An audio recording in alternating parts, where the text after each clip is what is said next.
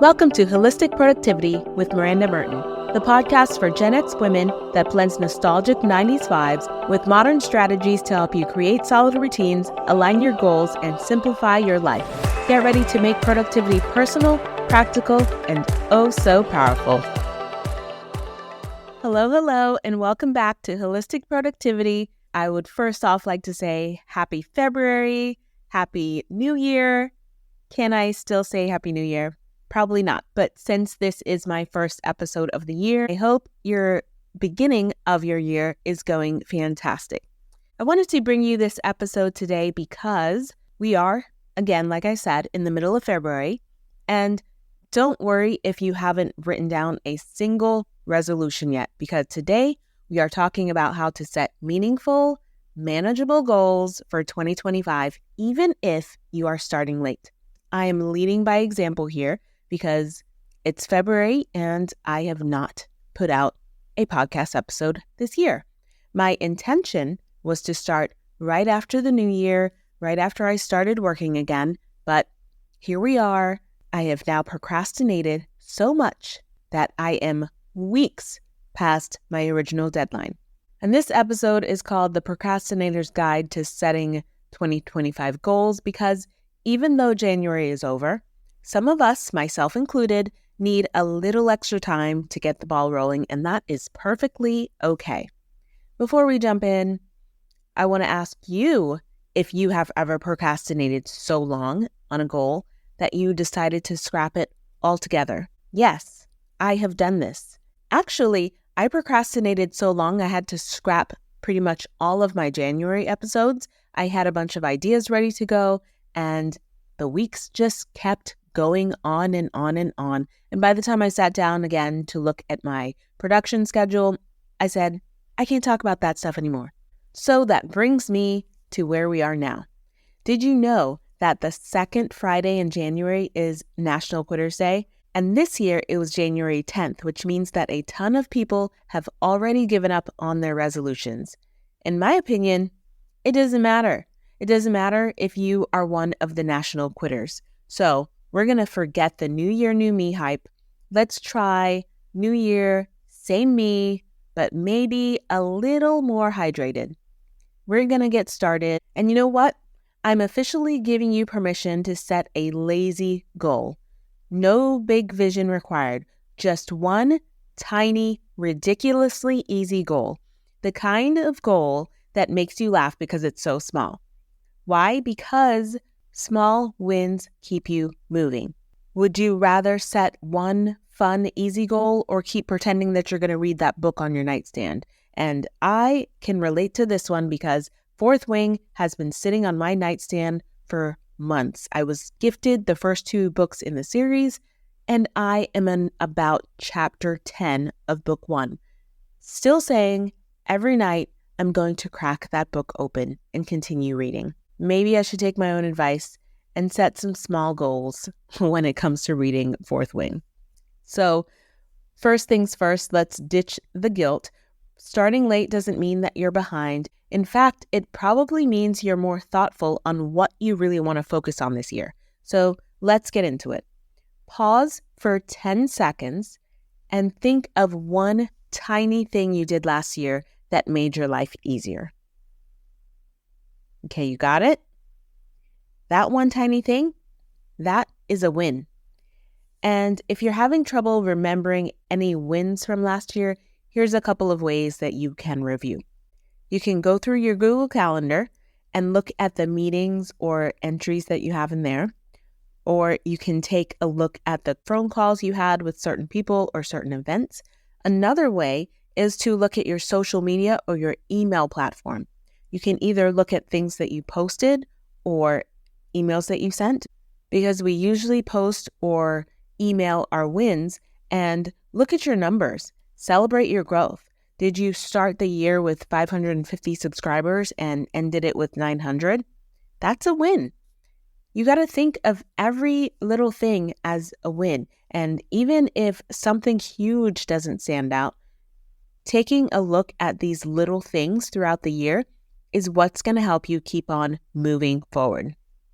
I want you to write these things down also because it's fun to look back and celebrate. And again, these are the things that keep you going. When you can start recognizing wins and recognizing what they look like, then you will be more inclined to do more of them and keep going. Next, I just want you to set 1 or 2 goals. We're going to start with the bare minimum goal. If your goal is to start exercising, I want you to set the bar hilariously low. For example, I'm going to put my sneakers on and step outside. That's it. If you feel like walking, cool. If not, you still met your goal. The next day, put your sneakers on and go to the mailbox. All right? So another example, don't jump into the 75 hard challenge or 75 soft for that matter. That one's just as hard. It's called hard for a reason. So start with just drinking 1 extra glass of water a day. I, for example, have a really hard time with drinking water all day long. And I did get a giant water bottle, kind of like the size of that giant Stanley cup. And I think if you fill that thing up 3 times a day, that should be like how much you're supposed to drink. But I have a hard time even just filling up once a day. So what I did is I swapped out one of my servings for a flavored sparkling water just to help mix it up. I think I got, I think it's called Nixie is the brand I got. It's pretty good. It's like a berry flavor. And I was never a big sparkling water fan, but I actually found a brand I like. So that helps. Put a little lime. It helps. I don't drink it for every serving, but just swapping out one actually helps me at least get 1 extra serving a day. So another example, if you want to grow your Instagram, maybe just make a point to comment on at least half of the amount of videos that you watch. If you find yourself watching 10 videos in a row, maybe, say, hey, I'm going to comment on the next 5. Comment thoughtful things to make people go look at your profile or respond to commenters within comments. That always helps because then they'll go look at your profile and see, oh, maybe I should be following this person. That was a very good, insightful comment. So those are some ideas to get just really small wins and really small goals going. Making your goals hilariously small will give you more wins, and you will be surprised at how much that actually motivates you. And finally, the last thing is actually going to be your secret weapon. It is momentum. Forget the all or nothing thinking. If you forget to do something one day, just remind yourself to keep going and then just add it back to the list the next day and move on. If you find yourself continuously dropping the ball on the same action, you keep not doing the thing or you keep moving it to the next day, that's going to be your sign that either that goal is not that important to you or you need to tweak it a little bit to make it more enticing. Maybe you need a progress buddy, someone that you can check in with, or even just tell someone you're doing things. Or maybe you want to post it on social media so they can follow your journey. Jelly Roll, the singer, if you know who Jelly Roll is, he is doing a weight loss journey. He's lost about 100 pounds already so far, and his goal is to be on the cover of Men's Fitness magazine next year. And he has been posting and he's put it onto social media and put it out there. So now he's got accountability that he knows people are watching him. If that's something that works for you, then go for it. Put it out there. Or maybe you can just do something as simple as downloading a habit tracker from the App Store. And I do have some trackers as well, Google spreadsheets. Just track it, keep it simple. All right.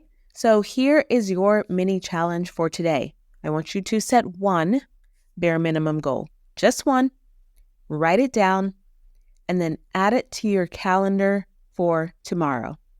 Add it to a time slot. Don't put it on the all day section. Pick a time that you want to do this thing and add it to your calendar in a time slot. You'll find that when you write it down and when you assign a time to it, you're more likely to complete it. So do that for me right now. The episode's almost over. You're not going to miss anything. Think about what you want right now. Pull out your calendar, pull out your phone, and jot it down. Okay? Then I want you to, after you've written your goal down, DM it to me. But make it sound like a movie tagline. For example, this summer, one woman will finally drink 8 glasses of water a day. All right?